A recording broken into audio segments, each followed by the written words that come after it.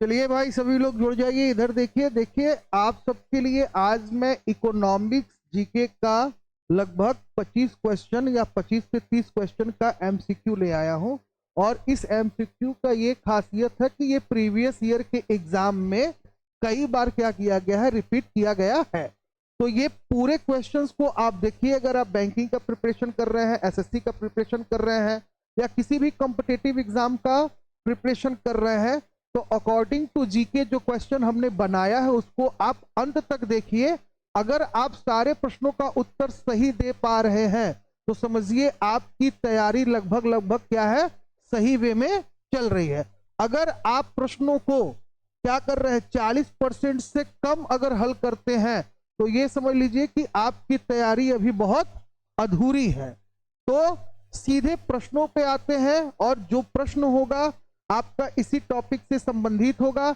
ये टॉपिक मैं यूट्यूब पे पढ़ाया भी हूं, 2 वीडियो इस टॉपिक का पढ़ा हुआ है, यानी अर्थशास्त्र का अर्थ, परिभाषा, विषय वस्तु, प्रकार और विशेषता, साथ ही भारतीय अर्थव्यवस्था का सामान्य परिचय और ब्रिटिशकालीन अर्थव्यवस्था। ये पूरे टॉपिक पे हम क्या किए थे, आपको पूरा पढ़ाए थे। और उसी से रिलेटेड जो प्रश्न एग्जाम में पूछा गया है वो पूरा क्वेश्चन सीरीज हम आपका क्या किए हैं, बनाए हैं। तो सबसे पहले प्रश्न की तरफ आते हैं। पहला प्रश्न है और आपसे पूछा क्या जा रहा है कि निम्नलिखित में से, देखते हैं इसका आंसर कितने लोग दे पा रहे हैं, कि निम्नलिखित में से कौन सा अर्थशास्त्र की परिभाषा के संदर्भ में सही कथन है। पहला कथन कह रहा है कि एडम स्मिथ ने अर्थशास्त्र को धन संबंधी विज्ञान यानी वेल्थ साइंस के रूप में क्या किया था, परिभाषित किया था, यानी ये क्या है, सही है। अल्फ्रेड मार्शल ने क्या किया था, अर्थशास्त्र को मानव कल्याण से जोड़ा था, ठीक है। अल्फ्रेड, इनकी बात करें तो मार्शल के बुक का नाम क्या था, प्रिंसिपल ऑफ इकोनॉमिक्स। क्या नाम था, प्रिंसिपल ऑफ इकोनॉमी। और यही अगर हम इनकी बात करें, एडम स्मिथ की बात करें, तो एडम स्मिथ के बुक का नाम था वेल्थ ऑफ नेशन। यहां पे तीसरा ऑप्शन दिया है कि लायनेल रॉबिन्स ने अर्थशास्त्र को सीमित साधनों और असीमित इच्छाओं के बीच संबंध के रूप में परिभाषित किया, ठीक है। इनका भी सिग्निफिकेशन ऑफ इकोनॉमिक साइंस, कौन सा बुक था इनका, सिग्निफिकेशन ऑफ इकोनॉमिक साइंस। तो इन सभी में से कथनों में से उपरोक्त क्या है आपका, सही है, यानी आपका जो सही उत्तर है वो क्या है, ऑप्शन नंबर डी, ठीक। ये जितने भी फैक्ट दिए हैं वो सारे प्रश्न क्या है, सही है। चलिए अगले प्रश्न पे चलते हैं। अगला प्रश्न देखते हैं कि कितने लोग इसका उत्तर दे पा रहे हैं। क्या दिया गया, ये तो आपका रिपीटेड क्वेश्चन है। आगे चलते हैं, यहां से देखते हैं। एडम स्मिथ की धन संबंधी विचारधारा यानी वेल्थ कॉन्सेप्ट का मुख्य उद्देश्य क्या था। पहला दिया है समाज में धन के समान वितरण को बढ़ावा देना। दूसरा है अर्थशास्त्र को धन संचय और उत्पादन से जोड़ना। आर्थिक असमानता को कम करने पर ध्यान केंद्रित करना, या अर्थशास्त्र को केवल सामाजिक कल्याण से जोड़ना। तो आपको पता है सामाजिक कल्याण से जोड़ा था किसने भाई, मार्शल भाई साहब ने। किसने जोड़ा था, मार्शल ने बात किया था। अर्थशास्त्र को धन संचय उत्पादन से जोड़ना, तो ये वाला जो है कथन वो क्या हो जाएगा आपका, सही हो जाएगा, क्योंकि इनकी जो पुस्तक थी एडम स्मिथ की वेल्थ ऑफ नेशन, उसमें इन्होंने क्या किया था, उत्पादन और संचय पर क्या किया था, बल दिया था, उत्पादन और आय, ठीक। तो ये वाला ऑप्शन आपका सही हो गया। चलिए अगले प्रश्न पे चलते हैं। अगला प्रश्न देखते हैं। अगला प्रश्न है आपका, धन संबंधी विचारधारा की प्रमुख आलोचना क्या थी, बताइए। धन संबंधी विचारधारा की प्रमुख आलोचना क्या थी। पहला, यह आर्थिक विकास की संपूर्ण व्याख्या करता है, बिल्कुल नहीं। यह केवल व्यक्तिगत और राष्ट्रीय धन पर केंद्रित है, मानव कल्याण पर नहीं, बिल्कुल सही। क्योंकि एडम स्मिथ के परिभाषा का सबसे पहली बार विरोध किसने किया, मार्शल ने कहा। और मार्शल ने दूसरा डिफिनेशन देते हुए ये कहा था कि भैया जो अर्थशास्त्र है, एडम स्मिथ की परिभाषा मानव कल्याण पर बल नहीं देता है। मानव कल्याण का से रिलेटेड जो डिफिनेशन था वो किसने दिया, अल्फ्रेड मार्शल ने दिया। तो आपका धन संबंधी विचारधारा की प्रमुख आलोचना क्या है, तो ऑप्शन नंबर बी आपका क्या हो जाएगा, राइट आंसर हो जाएगा। तो कुल आप 4 प्रश्न यहां से हल कर लिए। अब देखते हैं 5वें प्रश्न का उत्तर कितने लोग दे पाते हैं। पांचवें प्रश्न की तरफ बढ़ते हैं। पांचवा क्वेश्चन है कि निम्नलिखित में से कौन सी विचारधारा एडम स्मिथ के धन संबंधी विचारधारा के अनुरूप है, यानी कौन सा ऐसा थॉट है जो एडम स्मिथ के धन संबंधी विचारधारा के क्या है, बिल्कुल अनुरूप है। तो निरंकुश शासन द्वारा नियंत्रित अर्थव्यवस्था, या मुक्त बाजार व्यवस्था, या समाजवादी व्यवस्था, या केंद्रित। तो यहाँ पे एडम स्मिथ के अनुरूप क्या हो जाएगा, मुक्त बाजार अर्थव्यवस्था। ठीक, मुक्त बाजार अर्थव्यवस्था की बात इन्होंने किया था ना, लाइसेंस फेयर इकोनॉमिक्स, हमने पढ़ाया भी था, आपको बताया भी था। तो ये हो गया आपका पांचवा प्रश्न। आइए छठवें प्रश्न पे चलते हैं। क्या कह रहा है कि अल्फ्रेड मार्शल द्वारा दी गई कल्याण संबंधी विचारधारा का मुख्य उद्देश्य क्या है, केवल धन के उत्पादन और संचय पर प्रतिभाग देना। तो ये तो है भैया किसका, एडम स्मिथ का। ठीक, आगे क्या करें, अर्थशास्त्र को मानव कल्याण से जोड़ना, ये है किसका, मार्शल का। सरकार द्वारा सभी आर्थिक गतिविधियों को नियंत्रित करना, केवल मुक्त व्यापार को बढ़ावा देना। तो ये भी किसका है, एडम स्मिथ का। ठीक, तो यहां पे कह रहा है कि अल्फ्रेड मार्शल का। तो मार्शल वाला कथन कौन हो जाएगा, ऑप्शन नंबर बी, यानी ऑप्शन नंबर बी जो है वो आपका क्या है, सही उत्तर है इस प्रश्न का। आइए सातवें प्रश्न की तरफ चलते हैं। सातवां प्रश्न देखते हैं क्या है। सातवां प्रश्न है आपका, कल्याणकारी अर्थव्यवस्था यानी वेलफेयर इकोनॉमी का आधार का सिद्धांत क्या है।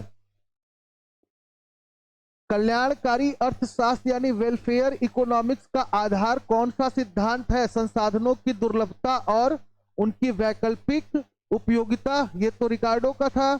सरकार द्वारा पूर्ण आर्थिक नियंत्रण, ये भी नहीं है। व्यक्तिगत और सामाजिक कल्याण, तो सामाजिक कल्याण और संतुलन वाला ऑप्शन आपका क्या है, सही है। यानी इस प्रश्न का सही उत्तर क्या है आपका, ऑप्शन नंबर 3। चलिए अगले प्रश्न पे चलते हैं और अगला प्रश्न देखते हैं कि क्या है। निम्नलिखित में से कौन सा कथन कल्याणकारी अर्थव्यवस्था की अवधारणा के अनुरूप है। पहला है, सबसे अच्छा अर्थतंत्र वही है जो केवल लाभ को प्राथमिकता दे। बिल्कुल नहीं, क्योंकि मानव कल्याण केवल लाभ पे तो निर्भर है नहीं भाई। एक व्यक्ति केवल अपने लाभ के बारे में सोचे तो इससे मानव का कल्याण कहाँ होगा, नहीं होगा। दूसरा ऑप्शन कह रहा है, दूसरा फैक्ट कि आर्थिक संसाधन का वितरण, बिल्कुल आर्थिक संसाधन का वितरण इस प्रकार किया जाना चाहिए कि समाज के अधिक लोगों का क्या हो सके, भला हो सके। ये फैक्ट क्या है, सही है। सरकार को अर्थव्यवस्था में कोई भूमिका नहीं निभानी चाहिए, बिल्कुल गलत। कल्याणकारी राज्य की अवधारणा अर्थव्यवस्था के लिए हानिकारक है, बिल्कुल गलत। यानी मार्शल के परिभाषा के अनुसार निम्नलिखित में से सबसे उचित कथन कौन हो जाएगा आपका, दूसरा। चलिए कुल 8 प्रश्न हो गए, 9वें प्रश्न को देखते हैं। 9वां प्रश्न क्या है आपका, देखते हैं कि राष्ट्रों के आर्थिक विकास के चरणों यानी स्टेज ऑफ इकोनॉमिक ग्रोथ के अनुसार कोई भी देश किस अंतिम अवस्था यानी फाइनल स्टेज में प्रवेश करने पर उच्चतम आर्थिक विकास प्राप्त करता है। परंपरागत समाज, टेक ऑफ टेक, उच्च मास उपभोग यानी हाई मास, आपका कंजप्शन या आर्थिक परिपक्वता। तो देखिए बात कर रहा है किसका, राष्ट्रों के आर्थिक विकास के चरणों यानी स्टेज ऑफ इकोनॉमिक्स के अनुसार कोई भी देश किस अंतिम अवस्था यानी फाइनल स्टेज में प्रवेश करने पर उच्चतम आर्थिक विकास कर सकता है। तो भाई उच्चतम आर्थिक विकास हम तभी कर पाएंगे जब हम क्या करेंगे, उच्च मास का उपभोग करेंगे। भाई जब हम हाई मास कंजप्शन करेंगे तभी क्या होगा, हम ज्यादा कभी ना हो पाएगा। तो ये परंपरागत समाज बिल्कुल गलत है, टेक ऑफ भी गलत है, आर्थिक परिपक्वता भी गलत है। यहां पे सही आंसर हो जाएगा इनके अनुसार कौन सा, ऑप्शन नंबर सी। तो कुल 9 प्रश्न हो गए।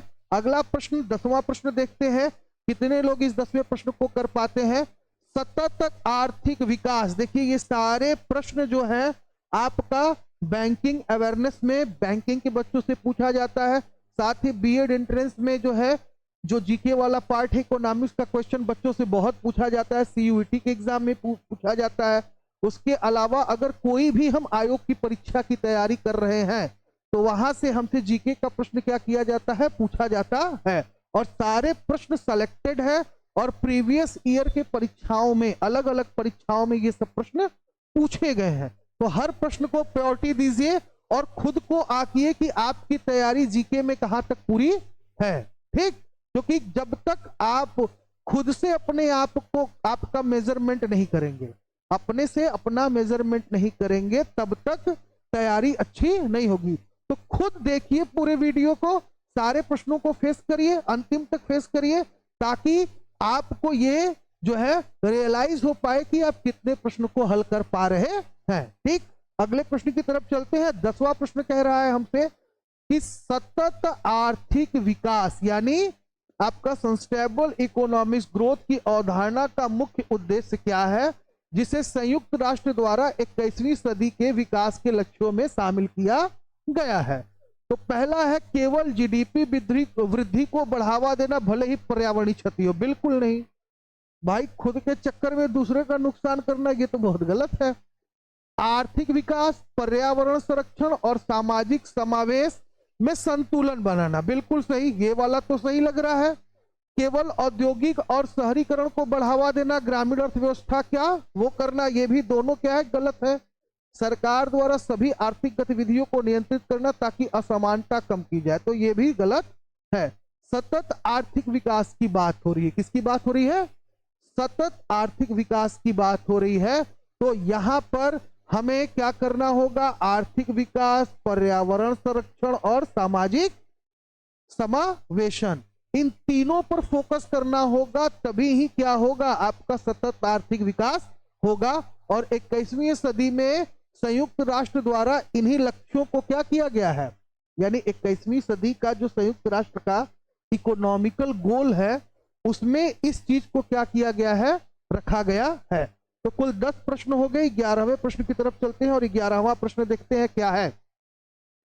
सकल राष्ट्रीय आय, ग्रॉस नेशनल इनकम, यानी जिसको हम लोग क्या कहते हैं, जीएनआई, ठीक है, और सकल घरेलू उत्पाद यानी ग्रॉस डोमेस्टिक प्रोडक्ट, जिसको हम लोग कहते हैं जीडीपी, में प्रमुख अंतर क्या है जो किसी देश की आर्थिक विकास को मापने के लिए उपयोग किया जाता है। तो पहले तो मैं आपको बता दूं, इन दोनों का प्रयोग किया जाता है नेशनल इनकम को मापने के लिए, यानी किसी भी देश के राष्ट्रीय आय को मापने के लिए आपको जीएनआई और जीडीपी का क्या किया जाता है, आकलन किया जाता है। कह रहे जीएनआई केवल देश के भीतर उत्पन्न आय को मापता है, जबकि जीडीपी देश के बाहर अर्जित आय को मापता है। बिल्कुल गलत। जीडीपी केवल कृषि और विनिर्माण गतिविधियों को मापता है, जबकि जीएनपी सेवाओं को भी शामिल करता है। यह भी नहीं है। जीडीपी देश के भीतर सभी आर्थिक गतिविधियों को मापता है। बिल्कुल सही, ये जीडीपी का कॉन्सेप्ट सही है, जबकि जीएनआई इसमें विदेशों से प्राप्त आय को भी जोड़ता है। तो हमारा ऑप्शन नंबर सी जो है वो क्या हो जाएगा, सही हो जाएगा। जीएनआई केवल विकासशील देशों के लिए उपयोग किया जाता है, जबकि जीडीपी नहीं, ये भी क्या हो जाएगा, गलत हो जाएगा।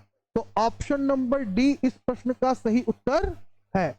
आगे चलते हैं, सॉरी, ऑप्शन नंबर सी, सी आपका सही है। आगे चलते हैं, 12वां प्रश्न देखते हैं क्या है। 12वां प्रश्न क्या है, यदि कोई व्यक्ति स्वयं के लिए भोजन पकाता है, बहुत अच्छे से समझिएगा, प्रश्न अब इसी तरीके से आता है। यह प्रश्न आपका क्या है, अंडरस्टैंडिंग लेवल का प्रश्न है। कैसा प्रश्न है, अंडरस्टैंडिंग लेवल का प्रश्न है। एग्जामिनर आपसे पूछ रहा है कि यदि कोई व्यक्ति स्वयं के लिए भोजन पकाता है तो यह एक अनार्थिक क्रिया होती है, लेकिन यदि वही कार्य एक रेस्तरां यानी रेस्टोरेंट में सेफ करता है तो यह आर्थिक क्रिया मानी जाती है। इसका मुख्य कारण क्या है? तो पहला है, घरेलू कार्यों को आर्थिक क्रियाओं में नहीं गिना जाता। बिल्कुल, ये तो कारण है नहीं। दूसरा है, व्यक्तिगत उपयोग के लिए किया गया कार्य मूल्य सृजन नहीं करता। बहुत सही, एकदम सही। व्यक्तिगत उपयोग के लिए किया गया कार्य क्या करता है, मूल्य सृजन नहीं करता, जबकि व्यवसायिक कार्य क्या करता है, करता है। आर्थिक क्रिया के केवल व्यवसाय द्वारा की जाने वाली गतिविधियां होती है। बिल्कुल नहीं। आर्थिक क्रियाएं केवल उन कार्यों को कहा जाता है जो सरकार द्वारा विनियमित होते हैं। बिल्कुल नहीं। तो ऑप्शन नंबर बी हमारा क्या हो जाएगा, सही हो जाएगा। इस प्रश्न का सही उत्तर क्या है? Option number B. ठीक, ऐसे ही प्रश्नों की तैयारी, यानी अगर इन प्रश्नों को देखिए, मैं इसको फैक्चुअल बताते जा रहा हूं, इसलिए बताता जा रहा हूं क्योंकि ये पूरा टॉपिक में क्या हुआ, डिस्क्रिप्टिव पढ़ाया हूं। तो जो लोग वीडियो पर इसको फैक्चुअल देख रहे हैं, मैं सॉल्व करा रहा हूं। अगर आप आंसर के डिस्क्रिप्शन को जानना चाहते हैं, इसको विस्तृत रूप से जानना और पढ़ना चाहते हैं, तो यूट्यूब पे 2 वीडियो आपका पड़ा हुआ है इकोनॉमिक्स वाला, ठीक है, आप उस वीडियो को देख लीजिए। आप सारे ऑब्जेक्टिव के जो डिस्क्रिप्टिव है उसको अच्छे से जान पाएंगे और समझ पाएंगे। आगे चलते हैं, 13वां प्रश्न हल करते हैं। क्या कह रहा है? निम्नलिखित में से कौन सी क्रिया आर्थिक क्रिया यानी इकोनॉमिक एक्टिविटी की श्रेणी में आएगी, जबकि अनार्थिक क्रिया यानी नॉन इकोनॉमिक एक्टिविटी है? एक डॉक्टर का अपने परिवार के लिए मुफ्त में इलाज करना, यह आर्थिक क्रिया है। खुद के लिए किया गया क्या करता है? नहीं करता। एक शिक्षक का स्कूल में पढ़ाने के बदले वेतन प्राप्त करना, बिल्कुल सही। एक सामाजिक कार्यकर्ता का निःशुल्क जन सेवा अभियान चलाना, ना। माता पिता द्वारा अपने बच्चे को घर पर पढ़ाना, ना। तो इसका भी सही आंसर हो गया क्या? Option number B. ठीक, देखिए प्रश्न बहुत ही बढ़िया बढ़िया आपसे पूछा गया है और ज्यादातर प्रश्न आपसे अंडरस्टैंडिंग लेवल का पूछा गया है। इकोनॉमिक्स के प्रश्नों की ये खासियत होती है, ठीक है। इकोनॉमिक्स का प्रश्न बच्चे को, किसी भी तैयारी करने वाले स्टूडेंट को बहुत कठिन लगता है। कठिन इसलिए लगता है क्योंकि वो एग्जाम्पल से क्वेश्चन बनाता है। किससे बनाता है? एग्जाम्पल से क्वेश्चन बनाता है। जैसे यहां पर दे दिया कि एक संत द्वारा प्रवचन देना और एक वकील द्वारा कानूनी सलाह देना, दोनों ही समाज के लिए क्या है? उपयोगी कार्य है, लेकिन केवल एक को ही आर्थिक क्रिया माना जाता है। इसका कारण क्या है? पहला दिया है संत का प्रवचन धार्मिक कार्य है, जबकि वकील की सलाह कानूनी सेवा है। आर्थिक क्रियाएं केवल उन कार्यों को कहा जाता है जिसमें सरकार हस्तक्षेप करती है। संत का प्रवचन निःशुल्क होता है, जबकि वकील की कानूनी सलाह के लिए शुल्क लिया जाता है। भाई कथन तो ये वाला सही हो सकता है, ठीक, लेकिन आजकल बहुत संत बिना पैसा लिए प्रवचन नहीं करते हैं, बिना पैसा लिए प्रवचन नहीं करते। जबकि वकील की कानूनी सलाह के लिए शुल्क लिया जाता है। कानूनी सेवा समाज के लिए लाभदायक है, जबकि धार्मिक उद्देश्य आस्था से जुड़ा हुआ है। तो यह भी सही उत्तर नहीं है। सही उत्तर हमारा क्या होगा? सी ही होगा।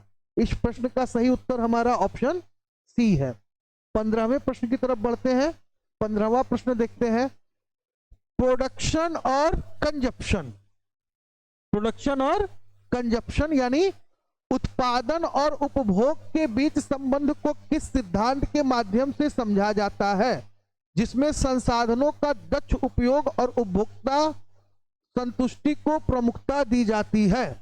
पहला है मांग और आपूर्ति का नियम, उपयोगिता का सिद्धांत, सीमांत उपयोगिता का सिद्धांत, मूल्य निर्धारण का सिद्धांत।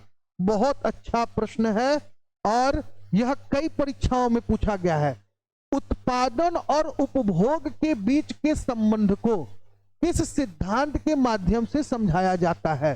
तो आप देख लीजिए, उत्पादन और उपभोग मांग और पूर्ति के नियम पर अप्लाई नहीं होता। को भाई कोनो चीज का कोनो जरूरी थोड़ी है कि आप जो है कि हम कोई चीज मांगे और वो हमको मिल ही जाए। हम कोई चीज मांगे और मिल ही जाए, ऐसा तो संभव है नहीं। तो मांग और पूर्ति का सिद्धांत लागू नहीं होगा। अब दूसरा है उपयोगिता का सिद्धांत। बिल्कुल उपयोगिता का सिद्धांत ही सही होगा। कह रहा है उत्पादन और उपभोग के बीच संबंध ना। तो भाई हम किसी चीज को उत्पादित करत है, जैसे मान ला कोई आदमी रोटी बनावत है, कोई आदमी क्या करत है? रोटी बनावत है, यानी रोटी प्रोड्यूस करत हुआ, ठीक है। तो रोटी प्रोड्यूस करी तो फिर क्या करत होकर उपभोग करत है। भाई क्या करी? बनाई तो खाई। जब बनाई तो खाई तो रोटी का क्या होगल? उपयोगिता सिद्ध होता ना भाई। रोटी को उपयोगिता सिद्ध हो गया ना, क्योंकि रोटी में वो तुष्टि गुण उत्पन्न है जो हमारी भूख को क्या करता है, शांत करता है। तो उपयोगिता है ना उसके अंदर, तो यहाँ पे उपयोगिता का सिद्धांत आपका सही होगा। अगले प्रश्न की तरफ बढ़ते हैं, बहुत ही मजेदार प्रश्न है, वितरण का सिद्धांत। ये सारे के सारे प्रश्न बेटा बहुत इंपॉर्टेंट है, परीक्षा में पूछा जाता है, आपको बता दें। वितरण का सिद्धांत यह निर्धारित करता है कि उत्पादन से प्राप्त कुल आय समाज के विभिन्न वर्गों जैसे मजदूरी, किराया, ब्याज और लाभ में कैसे बांटी जाती है, यह किस आर्थिक विचारधारा से संबंधित है। तो समानता मूलक वितरण सिद्धांत सही है, सीमांत उत्पादकता का सिद्धांत ये भी सही है, और श्रम मूल्य सिद्धांत ये भी सही है, यानी उपरोक्त सभी। वितरण का सिद्धांत यह निर्धारित करता है कि उत्पादन से प्राप्त कुल आय समाज के विभिन्न वर्गों जैसे मजदूरी, किराया, ब्याज और लाभ में कैसी बांटी जाती है। तो सीमांत मूलक वितरण के सिद्धांत से भी बांटी जाती है, उत्पादकता के सिद्धांत से भी होता है, और श्रम मूल्य के सिद्धांत से भी होता है। तो ये भी आपका प्रश्न हो गया क्लियर। आइए 17वें प्रश्न की तरफ चलते हैं। 17वां प्रश्न क्या कह रहा है, ये हमने आपको बताया भी है। कुबेर पथ किस संदर्भ में प्रयुक्त होने वाला एक आर्थिक शब्द है जो मुख्य रूप से वित्तीय समृद्धि और संपत्ति के प्रबंध से संबंधित है। भारतीय रिजर्व बैंक की मौद्रिक नीति ना, व्यापार मार्ग और आर्थिक विकास बिल्कुल भी ना, धन के संचय और निवेश रणनीति बिल्कुल सही। ऑप्शन नंबर 3 जो है वो सही है। क्या, धन के संचय और निवेश नीति, क्योंकि पहले वाले वीडियो में जब हम लोग डिफिनेशन डिस्कस कर रहे थे यानी परिभाषा डिस्कस कर रहे थे, तो वहां पे हमने कुबेर पथ के बारे में आपको क्या किया था, समझाया था। थॉमस कार्लाइल और जॉन रस्किन, आइए पढ़िएगा इसको। थॉमस कार्लाइल और जॉन रस्किन के आर्थिक विचार मुख्य रूप से किस सिद्धांत पर केंद्रित थे, जो पूंजीवाद की आलोचना करते थे और नैतिक अर्थशास्त्र को क्या करते थे, बढ़ावा देते थे। पहला है लाभ अधिकमण का सिद्धांत। अगर हम लाभ की बात करेंगे तो पूंजी की आलोचना कैसे होगा, ये वाला क्या हो जाएगा, गलत हो जाएगा। नैतिक अर्थशास्त्र और सामाजिक न्याय सही है, ये क्या हो जाएगा, सही हो जाएगा। तो ऑप्शन नंबर बी जो है वो क्या है आपका इसमें राइट आंसर है इस प्रश्न का। प्रश्न संख्या 20 देखते हैं, कल्याणकारी अर्थशास्त्र। कल्याणकारी अर्थशास्त्र का उद्देश्य क्या होता है, जो सामाजिक न्याय और आर्थिक संसाधनों के समान वितरण की अवधारणा को महत्व देता है। तो व्यक्तिगत लाभ को अधिकतम करना, सामाजिक न्याय और आर्थिक समानता को सुनिश्चित करना, इसके साथ केवल सरकारी हस्तक्षेप को बढ़ावा देना या केवल पूंजीवादी विकास को प्राथमिकता देना। प्रश्न पढ़िएगा, कल्याणकारी अर्थशास्त्र। कल्याणकारी अर्थशास्त्र मतलब किसका है, मार्शल का है। किसका है, मार्शल का है।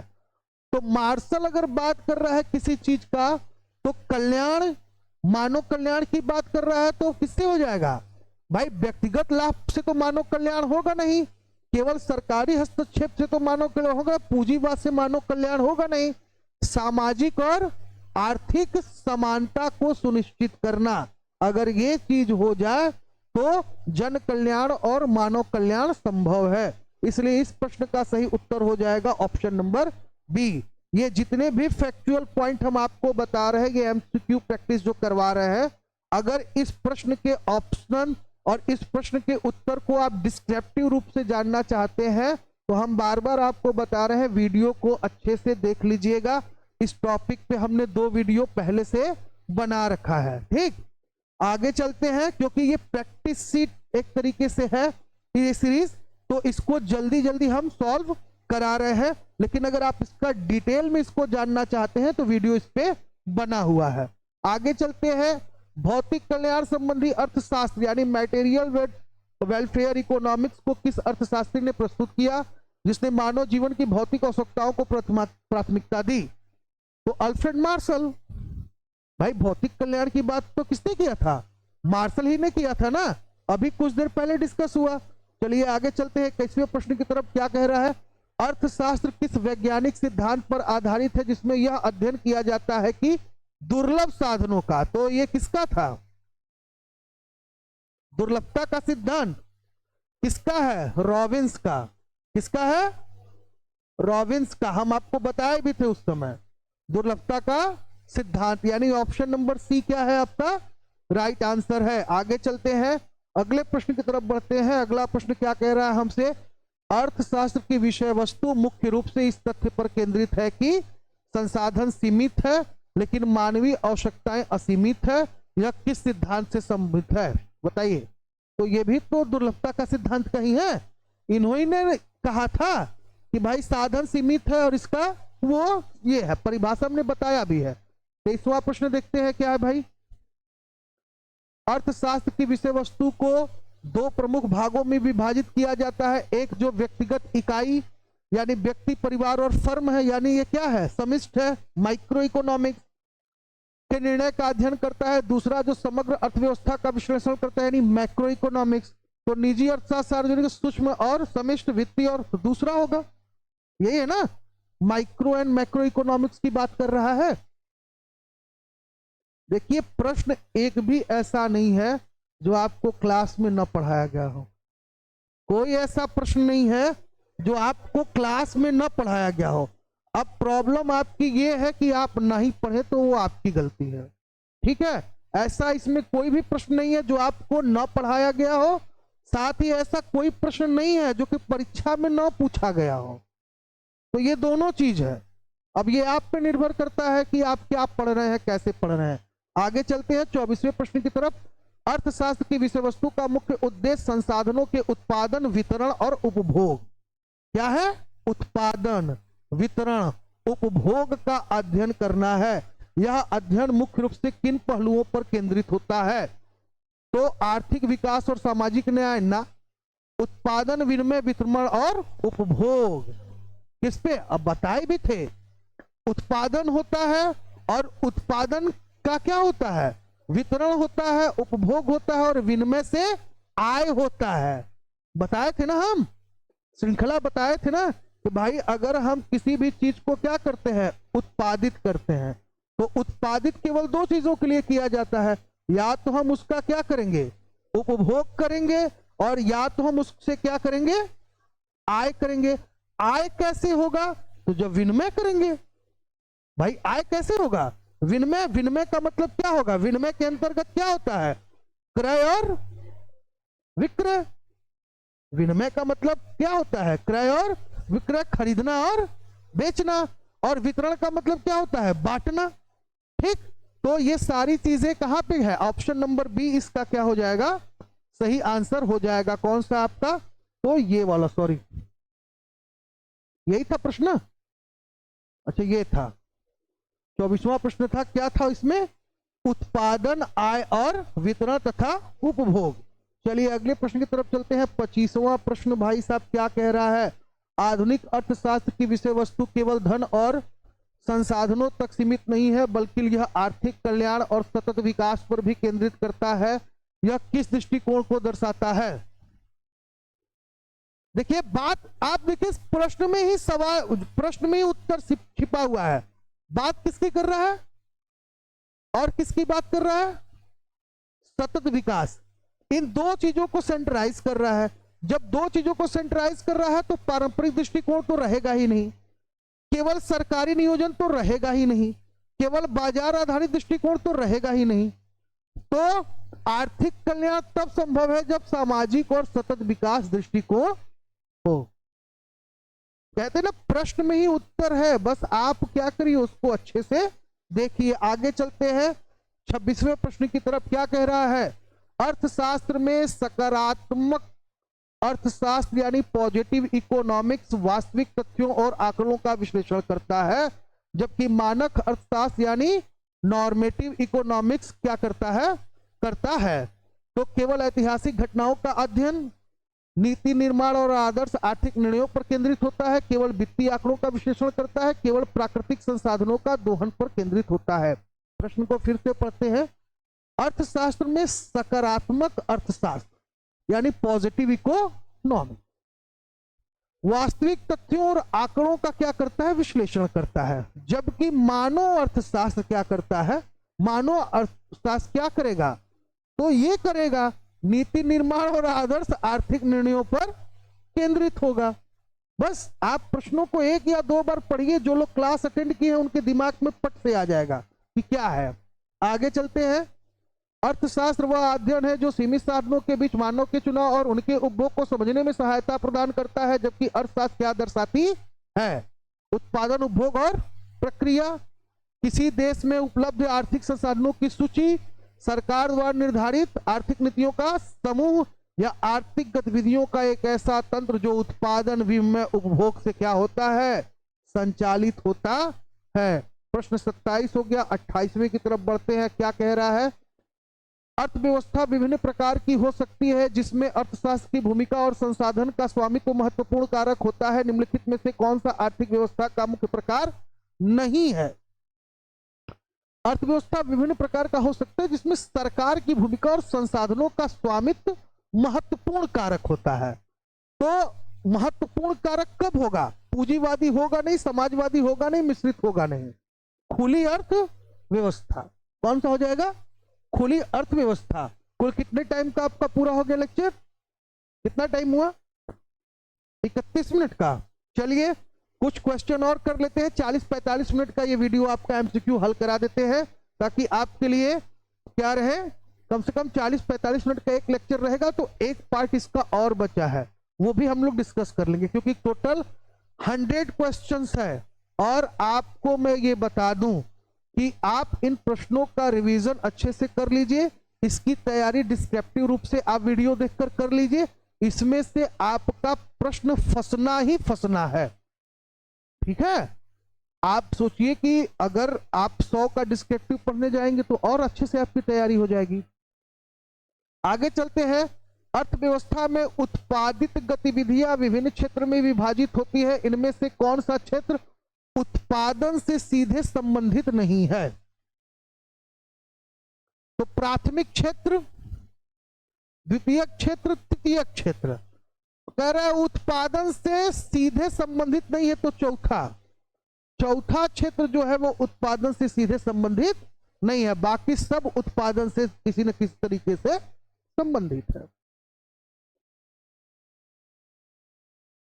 किसी भी अर्थव्यवस्था की वृद्धि एवं विकास कई कारकों पर निर्भर करती है, जिनमें से एक प्रमुख कारक उत्पादन क्षमता भी है। निम्नलिखित में से कौन सा कारक सीधे आर्थिक विकास को प्रभावित नहीं करता। प्राकृतिक संसाधन और पूंजी निर्माण, तकनीकी प्रगति और नवाचार, सरकार की राजनीतिक और विचारधारा तथा मनोरंजन उद्योग की लोकप्रियता। वृद्धि एवं विकास के कई कारकों पर निर्भर करता है, जिनमें से एक प्रमुख कारक उत्पादकता क्षमता भी है। निम्नलिखित में से कौन सा कारक सीधे आर्थिक विकास को प्रभावित नहीं करता। तो मनोरंजन और लोकप्रियता। मनोरंजन और लोकप्रियता क्या होता है, आर्थिक विकास को क्या होता है, सीधे आर्थिक विकास को प्रभावित नहीं करता। बाकी सब सीधे आर्थिक विकास को प्रभावित कर सकता है। भाई प्राकृतिक संसाधन और पूंजी निर्माण तो सीधे प्रभावित करेगा ही, तकनीक और प्रगति नवाचार भी प्रभावित करेगा, सरकार की राजनीतिक विचारधारा भी प्रभावित करेगी। तो ये जो है वो सीधे तौर से प्रभावित नहीं करेगी। तो कुल 30 प्रश्न ही आज रखते हैं। 30 प्रश्न आप हो गया आपका, और आगे वाले सेशन में जो भी होगा तो उसमें भी कुछ सारे इंपॉर्टेंट क्वेश्चन है। तो ऐसे ही हम लोग जीके वाले पार्ट में इकोनॉमिक्स के क्वेश्चंस को क्या करेंगे, हल करते रहेंगे। अगर आप इस जितने भी हम क्वेश्चन आपसे अभी क्या किए हैं, डिस्कस किए हैं, इसको आप डिस्क्रिप्टिव रूप में बढ़िया से जानना चाहते हैं, इसके सारे ऑप्शंस को, सारे डिटेल को, तो वीडियो देख के नोट्स जरूर बना लेना। जो नए बच्चे हैं, जिन्होंने पहले से क्लास कर रखा है, जिनके पास नोट कंप्लीट है, वो ज्यादातर आंसर भी दे रहे थे। जैसे ये दे रही थी, अच्छा आंसर इनका आ रहा था ऑप्शन में, ज्यादातर इनके आंसर क्या आ रहे थे, सही आ रहे थे, क्योंकि ये लोग पहले से क्या कर चुके हैं, पढ़ चुके हैं। आप लोगों के लिए फैसिलिटीज ये है कि रिवीजन भी हो रहा है, वीडियो भी पड़ा है। तो एक बार वीडियो आप देख के आइए, तब आप यहाँ पे क्वेश्चंस को ज्यादा से ज्यादा सॉल्व कर पाएंगे। और जो वीडियो के माध्यम से किसी भी एग्जाम का प्रिपरेशन कर रहे हैं बच्चे, अब तक उन्हें भी ये पता चल गया होगा कि उनकी तैयारी कैसी चल रही है। अगर इसमें से आप 60% क्वेश्चन यानी 30 क्वेश्चन में अगर आप 60% सॉल्व किए हैं तो इसका मतलब आपकी तैयारी सही चल रही है। लेकिन अगर आप 60% से नीचे हल किए हैं तो बेटा मेहनत की जरूरत है और तैयारी को थोड़ा सा सही दिशा देना अनिवार्य है। और सही दिशा में अगर तैयारी करना चाहते हो तो पढ़ा यूट्यूब चैनल से जुड़ो, लाइक करो, सब्सक्राइब करो, शेयर करो, तुम्हारे साथ बाकियों की भी तैयारी हो जाए। वीडियो बड़ा नहीं बनाए हैं इसीलिए कि कम समय में आप इसको आराम से देख पाए, क्योंकि तुम लोग के पास समय ही नहीं है। ठीक है, तो इतना ही आज के लिए। जय हिंद, जय भारत।